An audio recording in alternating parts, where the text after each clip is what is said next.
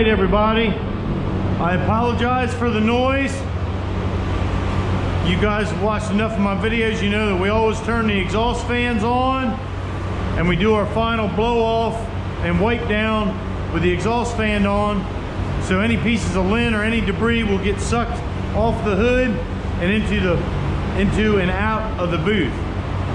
I've already wiped this thing down, and again, in an effort to keep these videos as short as possible, I didn't film that. I've already painted underneath of this hood red. I didn't film that because I'm going to do the same procedure on top. So that's the only part I'm going to film.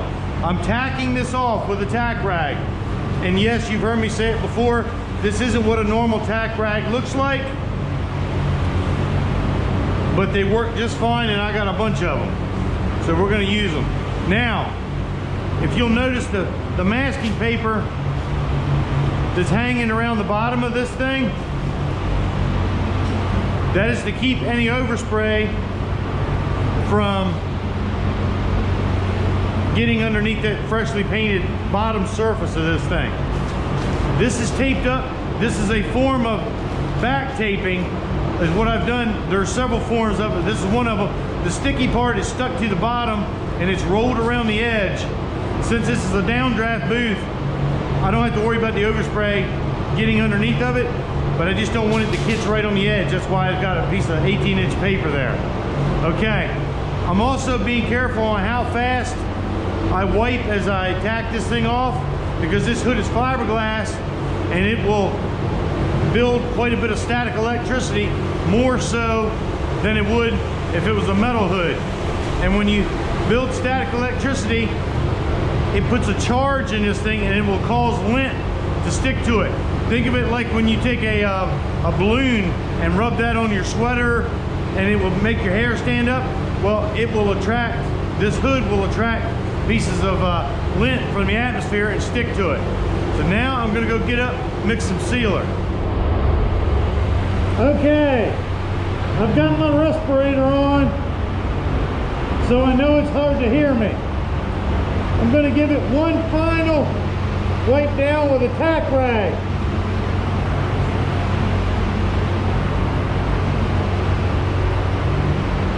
This is always the last thing that you do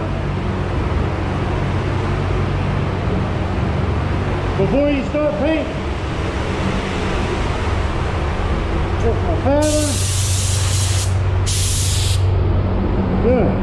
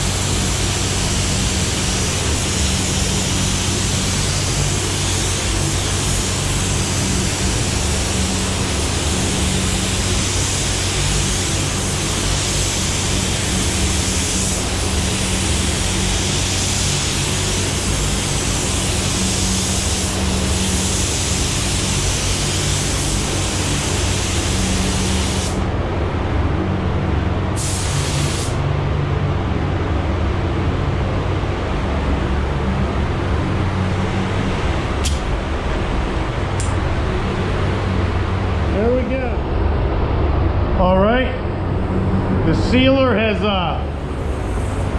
it's ready for the paint now. I got paint in the gun. I'm gonna check my pattern. Oh yeah, we're good. Now, again, once I put this respirator on, it's gonna be hard to hear me, but pretty much just watch what I do. Yeah.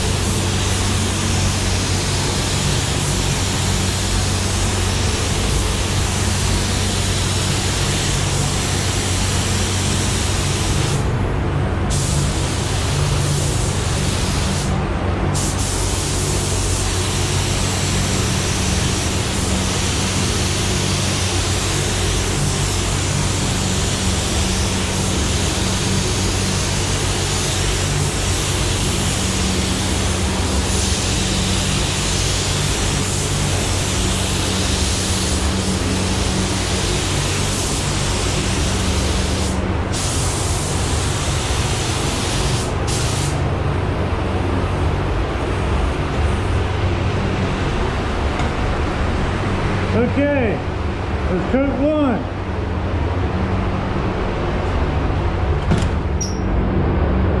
Okay, that first coat is flashed off thoroughly, and that's extremely important. It's always important, but with this waterborne, it is extremely important because it's not a solvent based. The solvent evaporates much faster than this water does.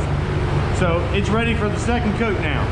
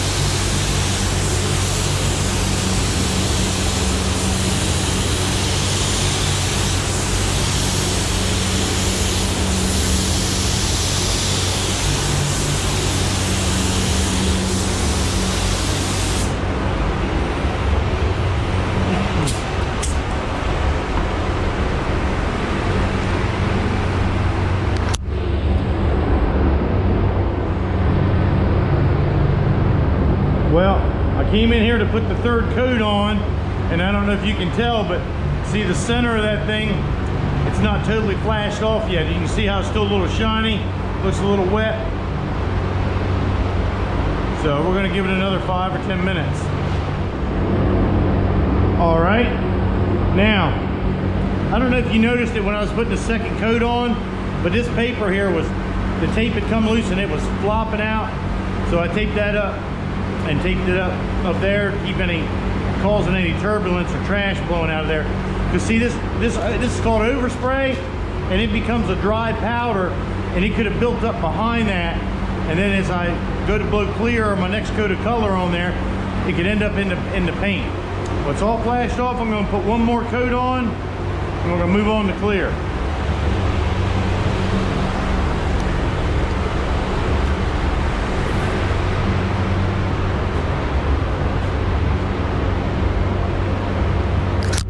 I want you to try and pay attention that I'm using like a 50% overlap. By that I mean, okay, there's 100% of a spray pattern. Now I'm going to move up here. That's about 50% of that. If you can see what I'm talking about, 50 to 75 is the overlap that I'm using. You'll also try and watch that I'm getting the edge, and I kind of follow the contour of this hood as it steps up. And when I get up to the flat, I hold it totally parallel to the hood. So just kind of watch that as I go along here.